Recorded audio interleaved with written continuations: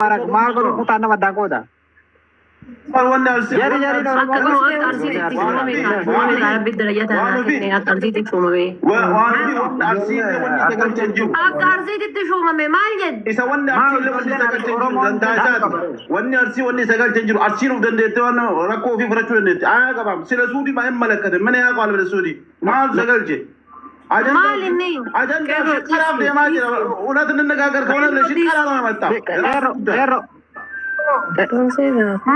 Kero di sih kak, kero.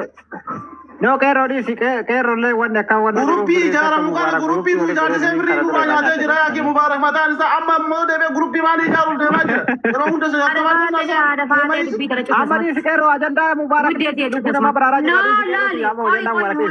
Koi ifan godafi koi lali mubarak mal jadi Bilal nada kefada. Birring guram wo itu hinjir. Akka mana himetti.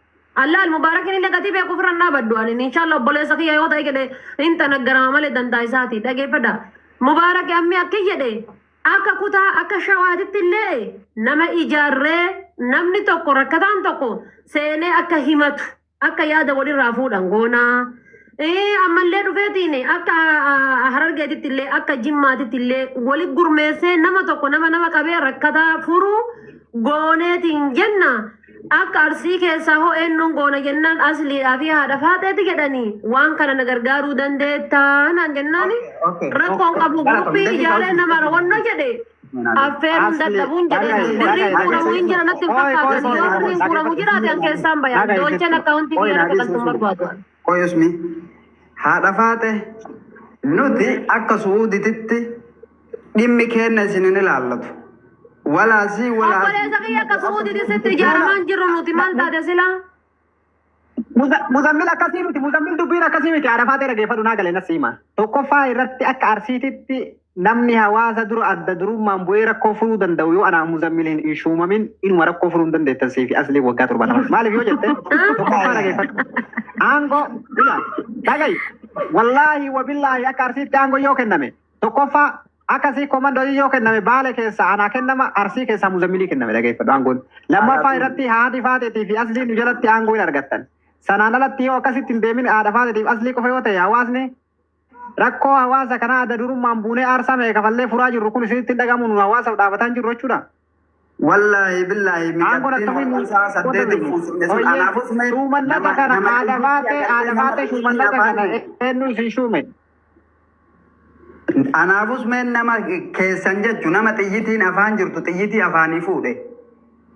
Nama isiniif jecha ibidda afaan nu kaayanii nutti mi'ooftee liqimsine.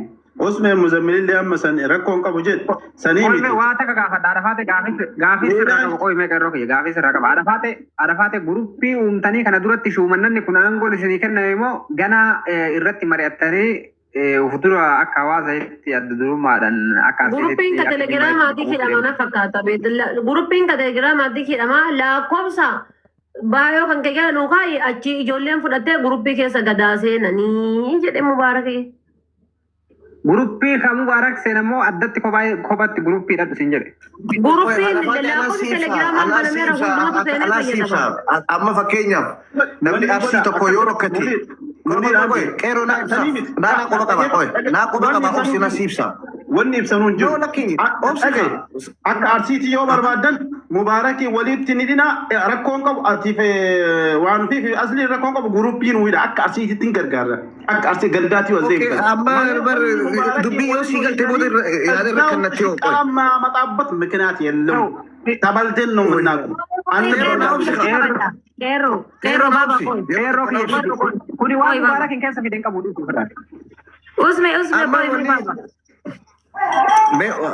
Dhiifama na godha. Amma wanni godhaa jiru rakkoon takka nama arsiirraa yoo rakkoon takka mudate riippoortii haadha faaxeetti godha. Haadha faaxeen dubbii san marammartee gama mubaarakitti dabarsiti jechuudha. Akkasii akka amma Habiibaa siistama Habiibaa jechuudha. shawarraayis xilluurraayis Aleksi godhe.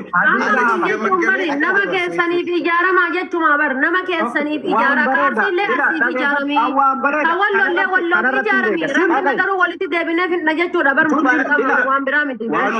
Sun akka arsiititti rakkoo qabu guruppii arsiinuu ijaara akka arsiititti rakkoo kennan fixannaa rakkoo qabu. Sanuma jedhe malee Isaan walitti libanaannoo isaan walitti Dhagai miira bakka biraa qabdu asitti hin baafatin qeerroo waan sana ni beekame qoy qeerroo diisi qoy dubbiin sun yoo taate hedduutu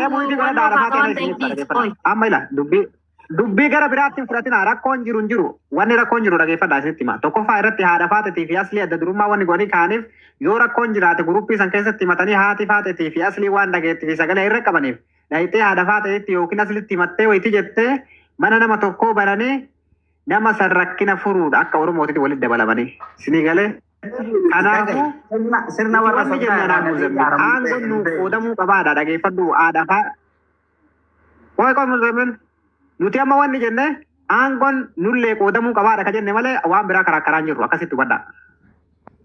Anamma ka jedhu dhageeffadha waan takka isin kima na dhageeffadha warri jala kana jirtan ijoolleen teena tan arsiidha.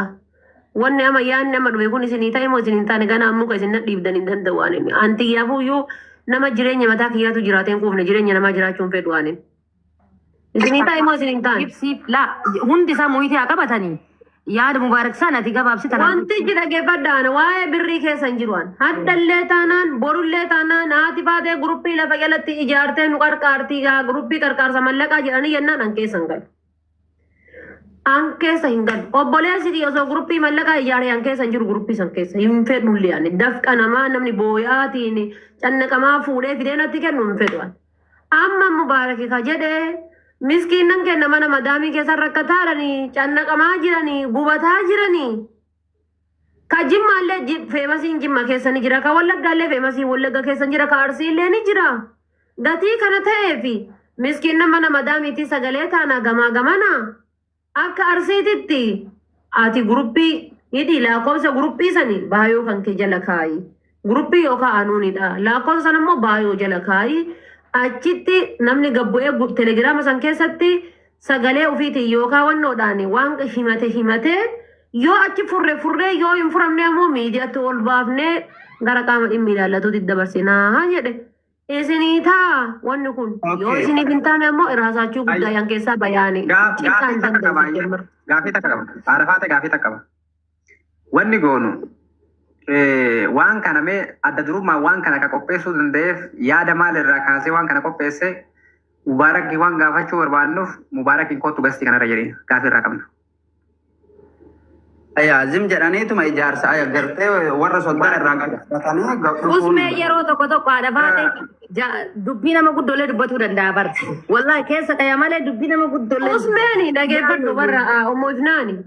Ijoollee didiqqoo asirraa waa balleessituuf waa gootu keessa waa daladdu keessa.